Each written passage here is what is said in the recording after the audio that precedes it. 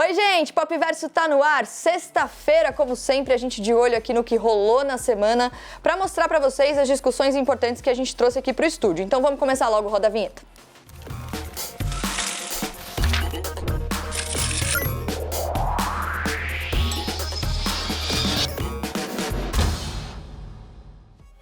E eu já começo o programa no meu trono de ferro aqui, Mariana, primeira de seu nome. Quebradora de correntes, apresentadora do Popverso, porque esse título também é importante, para falar sobre a estreia de A Casa do Dragão. Logo no começo da semana a gente trouxe essa discussão para cá, mas com o nosso jeitinho Popverso. O que é a série derivada de Game of Thrones, tem a ver com política? Amei, tirem print, me mandem.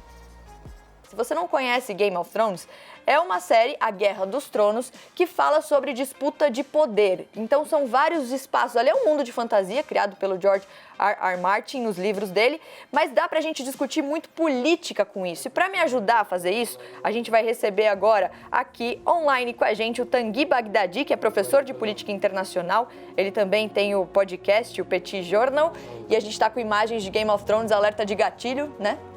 Assim, só dizendo. Tanguy, que prazer ter você aqui. Primeiro eu preciso perguntar, você é daqueles que curtiu o fim de Game of Thrones ou não? Decepcionante, né, Mari? Mas eu acho que o episódio de ontem deu aquela aliviada, né? A gente começa a tentar entender um pouquinho mais a história da própria família, da Daenerys e tudo. Eu acho que é uma forma de curar um pouco o nosso coração machucado com aquele final. Nossa, quantos buraquinhos tem meu coração depois do fim de Game of Thrones, mas de fato o primeiro episódio foi sensacional e claro que a gente não vai trazer spoilers aqui, mas A Casa do Dragão, como o Tanguy adiantou aqui, ele conta a história da família Targaryen 200 anos antes do que a gente viu em Game of Thrones, então o começo ali, né, da família, quando a família estava no auge, e aí, Tanguy, tem várias discussões, né, que a gente pode levantar, porque é a história de um rei que está pensando ali na sucessão. Então ele tem a filha dele, ele tem uma mulher grávida, não sabe se vai ser menino ou menina, tem o irmão dele, então tem várias pessoas ali rodeando essa discussão de sucessão. Mas aí tem a discussão a filha tá ali, a filha legítima dele, mas a mulher é sempre a última considerada nesses casos. E a gente sabe que hoje as mulheres são minoria na política, então dá para fazer esse paralelo com a atualidade, esse mundo de fantasia, assim, digamos assim? Essa é a graça, na verdade, da obra do George Martin, né? Que ele consegue levar para a fantasia algo que é muito real. Você pega a história da Europa, por exemplo, no século XVI, XVII, XVIII, era muito comum que você tivesse problemas de sucessão, né? Pelo fato de que nascia uma mulher, nascia outra mulher, e você tinha um filho mais jovem e que ele sempre passava à frente. Mas, trazendo o momento mais atual, eu acho que algumas coisas chamam atenção. A questão da sucessão é fundamental. A gente não tem mais necessariamente a sucessão por parentesco, né? Então, o filho que vai assumir, às vezes tem, né? Em alguns lugares tem, mas não é necessariamente o filho que vai assumir, mas sim os herdeiros políticos. Quem são os herdeiros políticos de algum político muito grande? A série trata muito disso, a posição das mulheres. Ainda hoje existe toda uma luta, toda uma tentativa de fazer com que as mulheres elas sejam mais representativas. Então, quem não assistiu, na verdade, quem não conhece a saga de uma forma geral, de uma forma mais ampla, recomendo muito porque diz muito sobre a complexidade da política, a complexidade humana. É espetacular. É demais. E tem uma questão ali que em Game of Thrones, em A Casa do Dragão, acho que a gente vai ver isso também, que é aquela coisa do bastidor da política, né? Como se faz política, como se constrói uma aliança, como você, enfim, é traído por um lado que você achava que estava com você. Então, Game of Thrones tem um pouquinho desses bastidores pra gente entender ali como a política se faz ali também? Muito. Na verdade, a beleza da série como um todo, a beleza da obra, é exatamente essa complexidade. E a ideia de que, a partir do momento que a série começa, você pode esperar qualquer tipo de aliança, né? Qualquer tipo de aliança é possível. Quando você imagina um Jon Snow da vida fazendo aliança com os povos do Norte, ele estava ali exatamente para conter os povos do Norte, isso acontece diversas vezes. Na política comum, a gente olha para isso e fica enojado. A gente fala, meu Deus, mas como é que ele teve coragem de fazer uma aliança como essa? Era o rival dele, numa outra eleição, num outro momento. E a série ela tenta tirar um pouco dessa inocência que às vezes a gente tem no sentido de ter lados muito bem definidos. Então agora, tirando os dragões, né, enquanto o Tanguy estava falando ali sobre política, atualidade, é muito curioso, é muito engraçado, porque você estava falando e do nada passava um dragão cuspindo fogo. Aí você fala, como é que eu vou conectar isso com a realidade? Então vamos lá, excluindo os dragões, a gente ama vocês, é só pra gente trazer a conversa aqui pra realidade. A gente tá num ano extremamente importante, num ano eleitoral, e muitas vezes as pessoas não associam o universo do entretenimento com discussões de fato, né, ali do nosso dia a dia. Acham que é um mundo de fantasia que não me traz nada. Mas o que a gente pode absorver dessa série de Game of Thrones e de várias outras séries, né, desse mundo do entretenimento sobre política num ano tão importante, Tanguy? Eu acho que a primeira coisa é saber que todo mundo faz cálculos na política o tempo todo. Às vezes a gente fala assim, o partido tal, ele foi levado pela emoção, ou então tem um argumento A, B ou C, e pode dar a impressão de que as decisões na política elas são tomadas com base nas paixões, com base nas emoções, com base no impulso. Eu acho que essa série, como você falou bem, ela mostra bem os bastidores, né? Ela mostra como é que as decisões são tomadas, e muitas vezes esses impulsos eles são usados muito mais de forma instrumental, muito mais como uma maneira de justificar determinadas ações, como a motivação em si. E falando sobre a Daenerys, né? Você mostrou a sua decepção com relação ao final de Game of Thrones em si, né? Da série principal. Eu acho que mostra muito bem também o cuidado que a gente tem que ter com como se faz o bem. Ela tinha motivos absolutamente nobres, né? E depois ela termina a série fazendo o que ela fez. Então, esses motivos nobres, eles são sempre louváveis e tudo, mas a maneira pela qual se aplica, né, as medidas de nobreza, elas têm que ser vistas com muita cautela, com muito cuidado. Então, um pouco de sangue frio e um certo ceticismo com relação à política sempre faz bem. Legal, Tanguy, obrigada. Eu queria dizer que você é a primeira pessoa que volta no Popverso. Então, você já esteve aqui uma vez, então a gente vai guardar aqui esse momento, porque você entrou para a história do Popverso como primeiro convidado que volta. Então, volte. A gente espera você de novo. Teve Economia no programa também essa semana, com ele, Fernando Nakagawa. O que as grandes empresas de tecnologia e a área da saúde têm a ver? O Nak explicou. A empresa que é dona do TikTok comprou uma rede de hospitais privados na China por $1,5 bilhão. E é um dos exemplos, né, Naka? Mas assim, a gente está falando de um lado de empresas de tecnologia e da área da saúde. Não tem nada a ver ou tem a ver?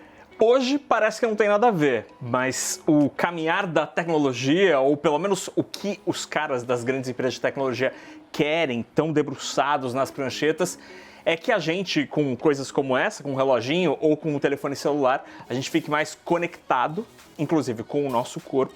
Isso tudo pode se transformar em serviços de saúde.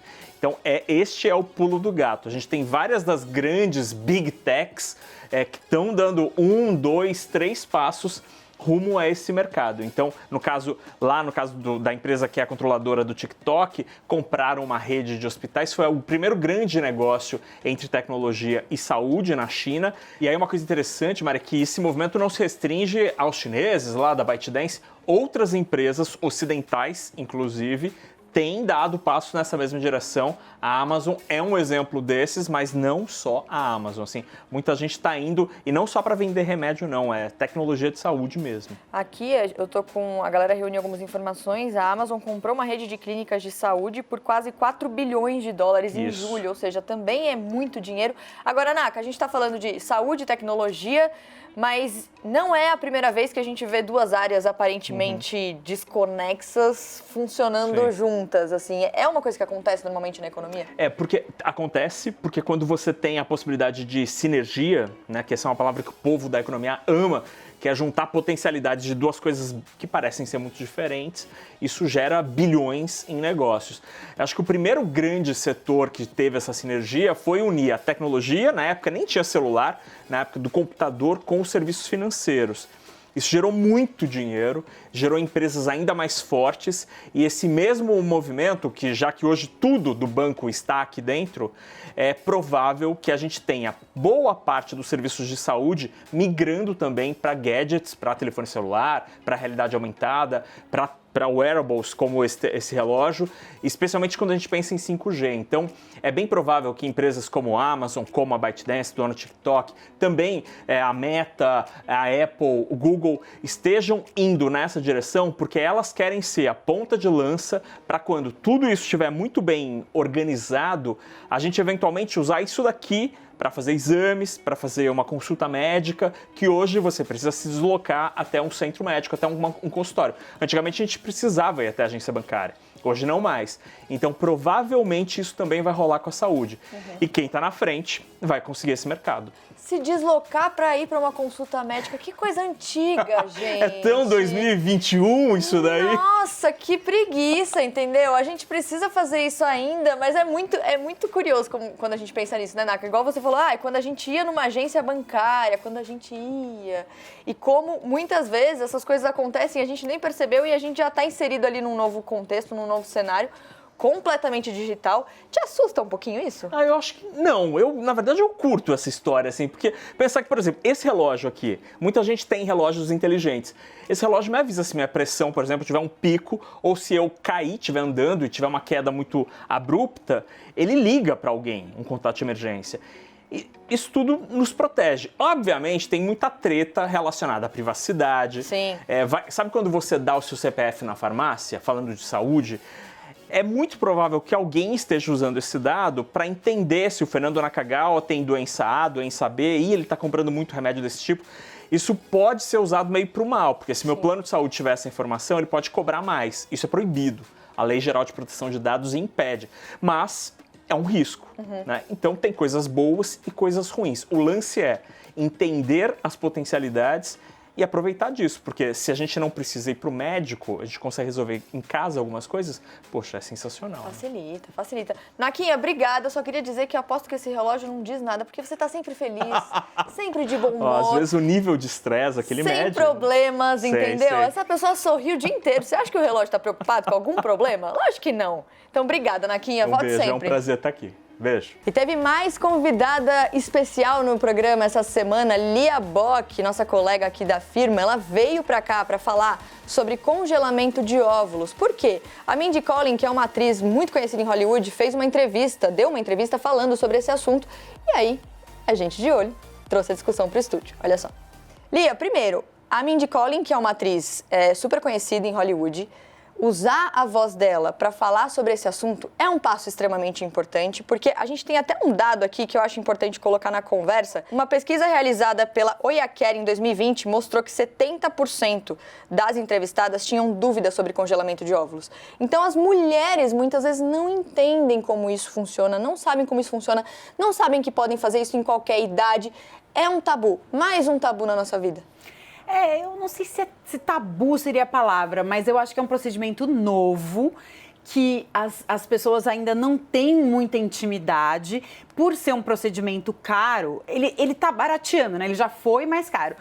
Mas por ser um procedimento caro também, ele não tá, assim, na roda de todas as rodas de conversa, né? Então, eu acho que ele acaba sendo um assunto nichado, eu diria, né? Ele fica nichado a esses grupos de mulheres que têm dificuldade de engravidar, que querem, que estão vendo a idade passar e não tem um parceiro. Então, em alguns grupos ele está sendo bem discutido, mas ele não é amplamente discutido. Sim. E ela faz isso, né? Ela coloca de um jeito, falando, gente, vocês aí que não estão pensando em ter filho, que estão pensando na faculdade, que ainda não estão nem... Pensem sobre isso, né? Ela passa essa mensagem. E aí tem mais alguns dados aqui, só para contextualizar um pouquinho. Essa Oyacare, que fez essa pesquisa dizendo que muita gente ainda tem dúvidas sobre esse procedimento, é uma clínica especializada em saúde feminina. E aí eles também têm números aqui do valor desse procedimento. Então pode variar entre 11 mil e 20 mil reais por ciclo, ou seja, a cada tentativa de extrair material ovariano. Isso que você disse de, eu só vou pensar... ainda tem mais o pagamento anual para você ter os óvulos congelados lá, que custa cerca de R$2.000. Então, por ano, você tem que desembolsar ainda R$2.000, mais ou menos, né? Tem variações, para que os seus óvulos fiquem congelados. Então, é um gasto considerável, não é todo mundo que pode fazer. E aí, tem outro cenário aqui que é importante a gente lembrar, né, Lia? E eu já dividi isso com muita gente. Eu tô aqui falando que eu tenho 33 anos, mas ao mesmo tempo existe uma pressão de fora para engravidar, né? Como se a gente tivesse um roteiro para seguir. Então, vai casar, vou casar. Tá, vai engravidar, engravidou. Quando vai ter o segundo? Quando vai ter o segundo?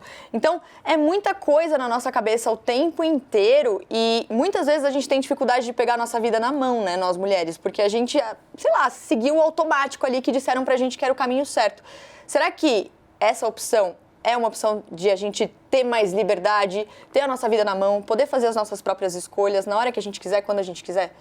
Com certeza. É uma escolha elitista, né? Porque muita gente não tem condição de fazer isso. Mas é uma escolha. Eu acho que para uma pessoa que quer ter filhos, não tem um parceiro, nem sabe se quer ter um parceiro, porque o congelamento de óvulos também serve muito para isso.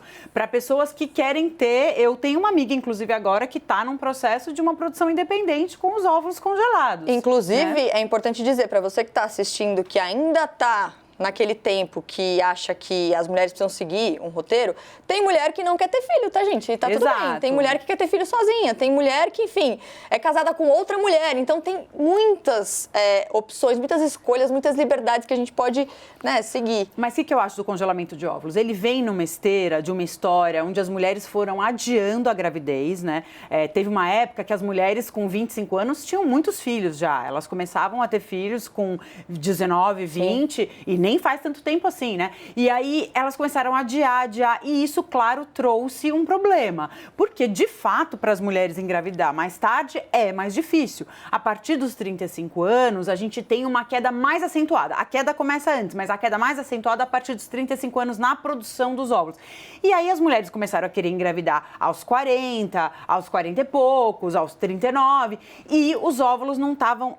até engravidar é possível, mas o óvulo já não estava com aquela qualidade, né, que eles falam, que inclusive nessa pesquisa eles demonstram isso, eles explicam o que é essa qualidade do óvulo. Então, você ter essa possibilidade de congelar e depois você fazer o seu filho com isso, cria uma independência, né, uma possibilidade de você ter esses filhos mais velhos, porque eu sempre digo isso, eu acho uma sacanagem esse negócio de relógio biológico para mulher, mas tá aí. É realidade, sabe? Existe. A gente não tem o que fazer com isso. Então, nessa esteira, é interessante ter o congelamento.